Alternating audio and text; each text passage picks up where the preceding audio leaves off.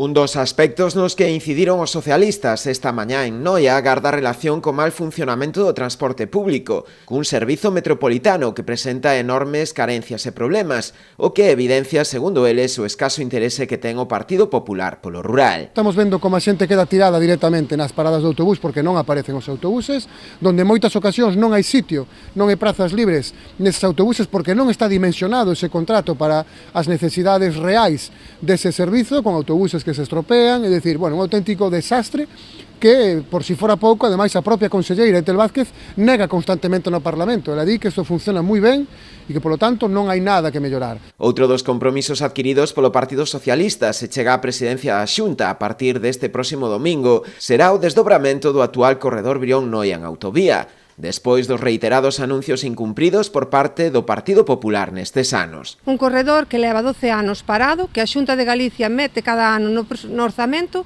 pero nunca executa. Están os terreos expropiados e sabemos que se pode facer, que non é tan complicado. Ademais, eles o meten no orzamento, pero logo non o desenvolven. É un traxecto moi importante porque dende Noia se moviliza moitísimas persoas a traballar, ao médico, ou o que sea preciso, pero ese desdoblamento que é tan necesario e importante para os veciños e as veciñas de Noia, a Xunta de Galicia sigue sen executalo. Por último, os socialistas aludiron tamén a outra das principais carencias en materia de infraestructuras e mobilidade na comarca noiesa, como é o da mellora da estrada provincial que une Boiro e Noia, que se realizaría a través do traspaso do vial á titularidade autonómica. Unha demanda que todos os veciños coñecen perfectamente, tanto da comarca da zona da Orosa Norte como da comarca de Noia,